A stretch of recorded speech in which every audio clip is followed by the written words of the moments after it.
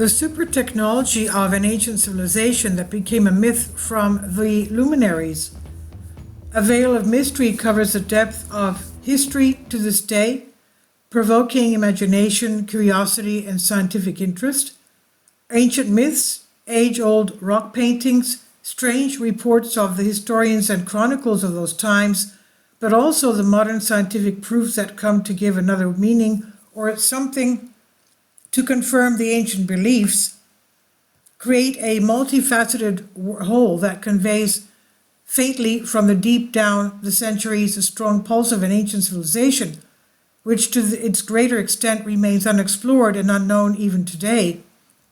Perhaps it would not be utopian to try to find behind the allegory of the myths the end of the thread that leads a stranger to the truth.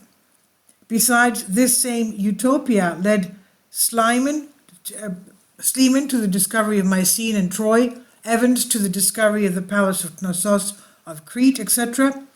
Therefore, the ancient myths, whether they are Greek or ancient biblical or Persian, Indian, Egyptian, according to several scholars, convey a concept that seems absurd to us, that human history did not follow a linear path from a primitive civilization to a more advanced one, but in reverse, a spiral from an ancient advanced civilization to a continuous decline to the time of that mythological record, and then the rise again, and so on.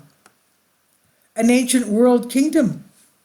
Hesiod's record in Works and Days is typical, where he states that the gods first created the golden race of humans who lived at the time when Saturn reigned in the state of heaven. This race was the wisest and most advanced of all, while the next races followed in a continuous decline, reaching the lowest, the Iron Age. And here we have the perception of the reverse course of human civilization, but also a reference to some ancient advanced civilizations. In the state of heaven, Uranus, according to the ancient Greek tradition, was the first king who created a world state. Eumerus, the Messenian, mentions that Uranus is brought as the first of kings, while Apollodorus mentions that he was the first to conquer the world. We have a similar record from the ancient Chinese tradition, where according to the ancient text I Ching, the first king was Qing Tai, which translates as the Sky King. So according to I Ching, during the time of his reign, laws of utility and justice were established. There was then no place on earth that did not belong to King Uranus. Similar references are also found in the ancient Indian texts Raghuvansa and Ramayana, where there is talk of an ancient kingdom founded by Manu, the first kings, and in which an advanced civilization may have developed. The ancient Indian text Popol Vuh mentions the existence in ancient times of a world civilization, while it also talks about the colonization of America by the white soldiers of King Ila Taki. The similar or identical to these ancient texts, which come from peoples living in terribly distant regions, cannot help but at least make us suspect that there was then a state that had conquered the whole, or at least most of the planet, creating an advanced civilization. This culture remained in the memory of people even after its destruction, probably by some world war and by great flood, events that are recorded again in the texts of these ancient peoples. And its glory was so great that the protagonists of taking on or over the centuries the dimensions of gods and the events that led him to take on the dimensions of the myth by word of mouth. The reason for the deification of these persons can be especially easily perceived by a reader of the ancient texts, since many chroniclers, historians, and writers of that time speak of the gods and describe the incidents of their lives as if they were historic persons and historical events and facts. Unfortunately, no detailed record of the history of that ancient civilization has reached our hands. One of the reasons is the disappearances of the vast majority of ancient records, with the burning of the libraries of Alexandria, Constantinople, which is today Istanbul, etc. which deprives us of a valuable treasure of knowledge. It's worth remembering that the Library of Constantinople was burning for a whole week. This information alone makes us shudder when we consider the number and extent of the written monuments that disappeared while they were burning the whole week. Nevertheless, some sporadic reports have reached today, which, combined with various paradoxes, archaeological findings, and various findings of scientific research, can faintly convey to us the pulse of that culture. The aim of this article is not to represent the history of that time, but to convey a part, as far as limited space will allow, of the multitude of elements which remain unexplained, or at least incompletely interpreted by conventional history, and if they do not prove, at least create the suspicion of the existence of a civilization perhaps more advanced and sophisticated than our own civilization. Indications of high technology. It's natural that the history of the civilization that is estimated to have existed 10,000 years before the birth of Christ and disappeared from a cosmogonic catastrophe was wrapped in the mist and glamour of myth, which is also the most important indication of its existence. So 10,000 years before Christ, that's about 12,000 years ago, that's about the time of the Younger Dryas and the comet impact that did away with the Clovis culture of the Americas. Now, going back to this, the generations that lived in the years following the destruction were divided into the peoples of the priesthood, who possessed the ancestral knowledge along with some of the remnants of the ancient technology, and the great mass of the common people. The memories they preserved for their prime years, surrounded them with the protective cover of mythology. Mythology abounds with references to the awesome weapons of the gods, their flying chariots, automatic machines, and war monsters, the magical powers that built huge edifices and tore down invincible wars, the travelers of the sky and the stars. Yes, I do have a playlist of the Emerald Tablets written by Thoth the Atlantean, Hermes Trismegistus, and he claims that they did have interstellar travel. They even had interdimensional travel, frequencies going from materializing here and then dematerializing. Now, going back to this, the magical powers that built huge edifices, tore down invincible walls, the travelers of the sky and the stars. Surely all this may be a figment of the imagination. But this fantasy is similar, almost identical, in various peoples, and as long as there are archaeological findings that cannot be adequately explained, if they are not considered as an illustration of the reality hidden by the myths, since there are historical testimonies that hint at the use of various critical periods of non-conventional technology of the time, and since modern researchers based on ancient testimonies construct things that until now we considered objects found only in myths, therefore it is natural to suspect that mere imagination is not a satisfactory and sufficient explanation. Ancient myths and texts are full of references to flying vehicles being used for various purposes. No matter how many of them we list, we cannot fail to have left a significant number out, but it's worth conveying some typical cases where a suspicious researcher can distinguish many things behind the allegory. A typical example is the myth of Triptolemus, and you can see him sitting in his winged chariot here on the lower right-hand side of the image. That's Triptolemus, with the goddess Demeter.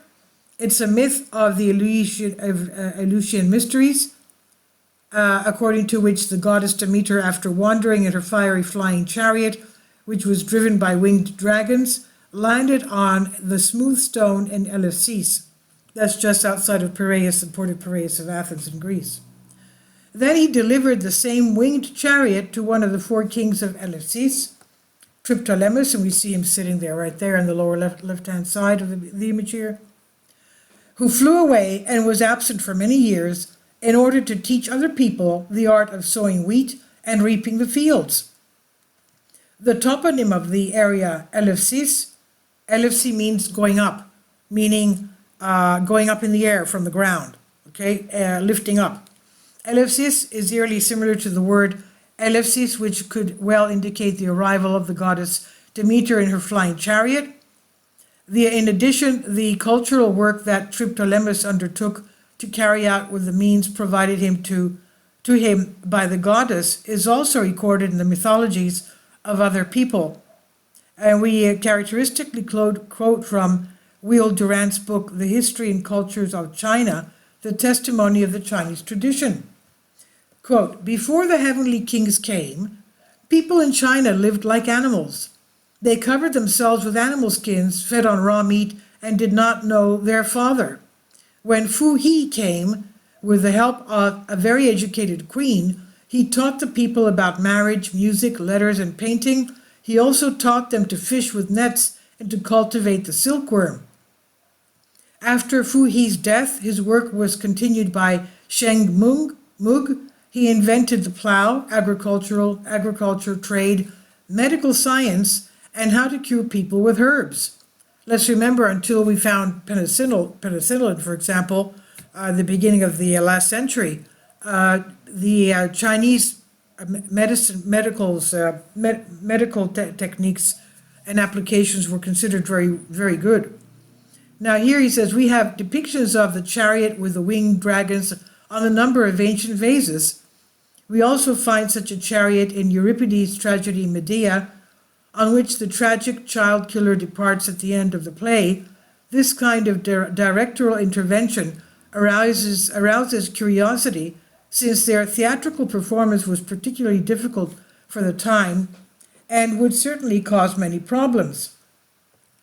The obsession of the authors, especially Aeschylus, in the use in the theater of winged chariots, flying people and animals, but also of strange clothing with the famous cothorns, that's large boots that strongly resemble those of today's astronauts, indicates the desire of the tragedians to become loyal, to record the myths, or at least the attempt to indirectly pass to the public some hidden truths without one case negating the other. In Aeschylus' tragedy Prometheus Bound, we see Oceanus and his, meaning Neptune or Poseidon, and his daughters come to Prometheus leading willingly without reins a four-legged bird. In the passages that have survived from the tragedy Sphinx, we see him talking about a bird that has a clawed hand, the warlike with a pole, and while in Agamemnon, the command is characteristic, the dogs, the bold, where they fly in the air, they leave, and then they leave. Aeschylus' possible obsession with symbolically revealed some secrets to the viewers can also explain his persecution by the priesthood of the time on the charge of bringing the secrets of the Eleusinian mysteries on stage, the Eleusinian mysteries on stage, and perhaps also his inscrutable murder, the four-legged bird referring to Prometheus Bound.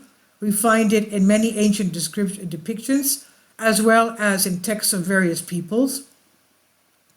A characteristic passage is a description of Ezekiel of the Old Testament, where he speaks of an animal with four legs, and their legs were straight, and their feet were winged and sparked like glittering bronze, and their wings were light.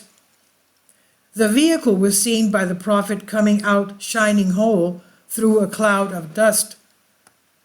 Austrian engineer J.F. Blumrich, who worked at NASA and was awarded the Exceptional Service Medal throughout thoroughly researching these descriptions of Ezekiel of the Old Testament, and designed a state-of-the-art spacecraft landing pod with all the characteristics described by the prophet. He published the results of his research in a book entitled "And the Heavens Were Opened." This naturally raises the question of what the vehicle seen by Ezekiel might have to do with the technology of a civilization that was supposedly destroyed some 7,000 years before the prophet Ezekiel. Perhaps then some remnants of this high technology were saved even after the disaster, guarded with all secrecy by the priesthood. Only some of those initiated into the ancient mysteries had the knowledge about them. An additional fact that originates through tradition as well as from the texts of ancient authors is the journeys beyond the earth. There are many references to myths about the solar chariots in which various heroes traveled, with the most typical being the myth of Phaethon's journey. Even the references to astronomical subjects by various philosophers initiated into the mysteries go beyond the limits of knowledge, which according to conventional history they should have. Socrates' reference to Plato's Phaethon is characteristic, where he talks about the spherical shape of the earth, describing it as seen from above, and says that what we see as heaven is not the real one, but when we go outside of it, outside of the atmosphere that is, we see its true image. A series of ancient petroglyphs pose to the bona fide researcher the question of whether what is said about space travels of that era are not just fairy tales. Certain petroglyphs, if seen and interpreted in a certain way, show figures of astronauts. Such have been found on Mount Pangao in Thrace, in Val Camonica in Italy, Kimberley, Australia, and many other places. All these inexplicable elements for scientists are an important indication of an ancient advanced civilization. An ancient nuclear holocaust? In the texts of the ancient peoples, there is a description of a terrible war that shook the whole earth. This war, which may have been the reason for the beginning of the decline of that civilization, was conducted with the use of advanced weapons. The descriptions of the ancient texts convey to us the image of a conflict which brought great destruction. That age-old conflict most likely resulted in a nuclear holocaust. It seems extreme, but reading the descriptions of the ancient traditions, one cannot help but think of such a possibility. The references to a projectile that contained within itself the power of the universe, to a white light flash, to a fire unprecedented that poured forth everywhere, to a deadly dust which covered those who were saved from destruction, can hardly be left to go unnoticed. It's worth conveying the text of the peoples, in which, among other things, the reader can distinguish the great similarities that exist and draw his own conclusions. From Hesiod's Theogony, where the description of that terrible war between the gods and the Titans is given, we transfer the following characteristic passage. Quote, "The land in the vast sea boiled, and the Titans were enveloped in a hot breath, and as the flame rose to the sky, brave as they were, the Titans were blinded. They were blinded by the white lightning flash. Heat, unprecedented fire was poured everywhere. The eye saw, and the ears heard. It was as if heaven and earth had joined together." End quote. The researcher might well suspect that the thunderbolt of Jupiter, which was the weapon that gave the gods victory in the Battle of the Titans, was in fact no different than today's nuclear bomb. Even more characteristic is the description found in the Indian text Popol Vuh. Quote, "An iron thunderbolt fell from the sky to the earth. The dead bodies of the men of the tribe of the Vrishnas and the Aghikas became unrecognizable. Their hair and nails had fallen, the wings of birds changed color, food was poisoned, and those people who were saved from destruction were covered with a deadly dust." End quote. The Indian Bible Mahabharata says this, quote, "It was a projectile that contained within itself the power of the universe. It was a pillar of smoke and flame bright as the 10,000 suns, rising with all its might. It was a new and unknown weapon, an iron thunderbolt that made to ashes the race of the Vrishnis, and the Andakas. The bodies were burned and no one could identify them. Hair and fingernails fell from the bodies. The birds turned white. A few hours later, all food was contaminated. To escape this fire, the soldiers fell into the rivers with their clothes and weapons. A hot wind started blowing. The universe was enveloped in such heat as if it were sick with a high fever. The elephants and other beasts of war were struck down by the force of the weapon. The waters became so hot that whatever lived in them caught fire. A fatal spear, like the staff of death, it measured 3 cubits and 6 feet, endowed with the thunderbolt power of the thousand-eyed Indra, devastating to all living creatures." End quote. The amazing similarity of the descriptions of the Popol Vuh and the Mahabharata, as well as the provocatively similar names of the tribes, Vrishnis and Agikas on the one hand and Vrishnis and Andakas on the other, lead us to the conclusion that it's possible that these two texts describe the same event. In another part of the Mahabharata, we read about the collision in the air of two of the weapons mentioned above. The two weapons met each other in midair, then the earth began to tremble along with all the mountains and the seas and the trees, and all living creatures were burned by the energy of the weapons and badly affected. The heavens were on fire and the 10 points of the horizon were filled with smoke. The Old Testament description of the destruction in Sodom and Gomorrah can also be characterized as a mythological depiction of the woes of that great war, and the Lord rained fire and fire from heaven on Sodom and Gomorrah and destroyed these cities and all their suburbs. Another interesting element that the ancient traditions convey to us is that of the construction of the famous thunderbolt of Zeus by the Cyclops. According to ancient mythology, the Cyclops were the ones who created this invincible weapon, which they gave to Zeus to defeat the Titans. From the commentaries of Artemidorus, we read the opinion of Eratosthenes, who argued that the conspiracy of the gods against the Titans took place in the Thytirum, where the Cyclops were making the terrible weapon, with a cover over the fire so that the power of the lightning does not spread. Are we talking here about a nuclear plant whose walls protected the workers in it from the power of lightning, and whose scientists, who would apparently wear a peculiar uniform with a helmet which gave them a different strange image, were named from mythology Cyclops? This hypothesis is quite bold but also quite probable if one takes into account the above descriptions, as well as a 10,000-year-old rock painting found in the cave in the Tassili Valley on the outskirts of the Sahara Desert, which shows the form of a man dressed in a strange uniform, strongly reminiscent of that of astronauts or nuclear plant workers. The helmet of the costume brings to mind the description of a cyclops, as it has one round skylight on the forehead to allow vision. The destruction and the hidden remains. The total destruction of that civilization was brought about by a great cataclysm, which was a result as well as the cause of enormous geological changes that upset the entire planet. The ancient texts refer extensively to that flood as well, but also the earlier ones. According to some modern theories, in 9654 BC, an astral body struck Earth in the Pacific Ocean, causing massive destruction across the globe. This date is not far from the given by Plato in Timaeus for the sinking of Atlantis. This destruction must be identified with the one referred to by Greek mythology as the cataclysm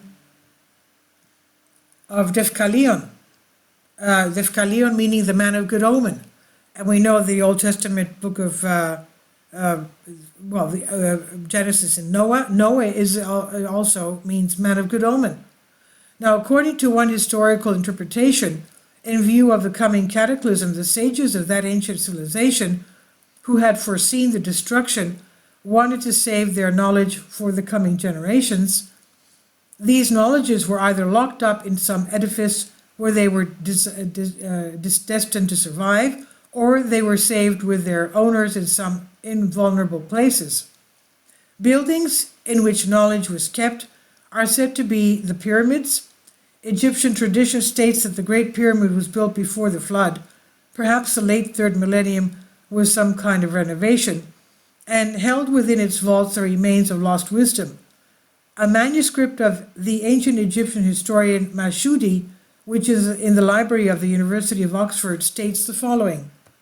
Mashudi, quote, Surid, who reigned in Egypt before the flood, built the 2 great pyramids, and he ordered his priests to deposit in them all the knowledge and wisdom of his time, as well as the written texts of arithmetic and geometry, for the benefit of posterity to study them and learn from them. In the Eastern Pyramid were recorded the celestial spheres, the shapes of the stars and planets with their positions and their cycles, as well as the history of the past, end quote. Edgar Cayce, in his works History of the Origin and Destiny of Man and Atlantis, mentions that the architects of the Great Pyramid was Hermes Trismegistus, while for the Sphinx he mentions that it was built around the 10th millennium before Christ. Okay, 10,000 BC. Now, the construction of the Great Pyramid by Hermes, in order to keep scientific knowledge there, is also supported by the Arab historian Ibn Baluchi. And according to the tradition, the Sphinx hid the solution to some great riddle. On March 22, 1993, at exactly 11:05 a.m., a mini robot by a German engineer, Dr. Rudolf Gettenbrich, discovered inside the Cheops Pyramid, at the end of the 59.84 meter corridor, sealed by archaeologists, a secret door. The distance from the point of this door to the outside of the pyramid is 17 meters. The German engineer, as well as a number of archaeologists, believe that behind this door, there is a room that contains something important. After this historic discovery, German archaeologists were stripped of their work permits, thus interrupting the research at the most crucial point and provoking the reactions of themselves and many research organizations. On the website of the Ancient Astronaut Society, we read about the existence of a tape of the lecture given 50 years ago by the archaeologists Sir Flindrew Petrie and John Kinnunen, in which is the announcement of the discovery of this secret chamber. Today, 5 years after the discovery of Dr. Rudolf Gandebrich, and since the royal chamber from which the corridor begins has remained sealed since at least the middle of November, as Eric von Daniken complains on the website, the Egyptian authorities announced that an attempt will be made to open the mysterious door. The German newspaper Die Welt, in one of its pages on January 29, 1998, reports that by mid-March archaeologists believed that they had access to the secret chamber. However, as of this writing, it's not been done. All we have to do is wait for the results, hoping that there won't be another strange postponement. From a multitude of historical testimonies, we come to the conclusion that the remnants of ancient scientific knowledge that survived after the flood were well hidden within the priesthood by the priests and initiates of the ancient mysteries. The reasons why they did not want it to be known to the general public can be many, the main one perhaps being the attempt to avoid a nuclear holocaust in the future like the one in the past. According to this theory, at certain times in history, when the criticality of circumstances deemed it necessary, some of the advanced weapons of the past were used to help bring about a positive outcome to various events. Such a characteristic example is that of the Battle of Salamis, where the priests visiting Themistocles, the admiral of the navy, convinced him that the naval battle with the Persians had to take place in the waters of Salamis in front of the Thriasian field, where the temples of the Eleusinian mysteries were located. Themistocles, after persistent efforts and tricks, managed to bring the Greeks and Persian ships face to face in front of the Thriasian field. But be careful, there's going to be something very strange that happens here. Where what Plutarch describes to us in the 15th chapter of his book, Themistocles, during the race, a great light shone from Eleusis, while the plain was filled with sound and thunder, like the voice of a multitude, with a roar, as if many people together roamed the secret Lacan, the secret plain. And from the midst of this noise, a cloud was created, which rose from the earth and then turned and fell upon the enemy ships, the triremes. What else could Plutarch be describing here? Is it possible that he is talking about a missile launch that hit the Persian ships? There is a significant number of such testimonies that unfortunately the narrowness of space does not allow us to convey them. What is certain is that the few elements that we have mentioned as characteristics of the crowd that exists can give a picture in which the explanations of conventional history become insufficient to cover the questions that arise. Obviously, they must have had very advanced technology, even nuclear technology. And remember, I've told you many times when we talk about Alexander the Great, let's remember that the Archangel Michael went to the prophet Daniel, and it's written in the book of Daniel. The Archangel Gabriel prophesies about the young king who comes from northern Greece and puts an end to the Persians, and only reigned for 10 years.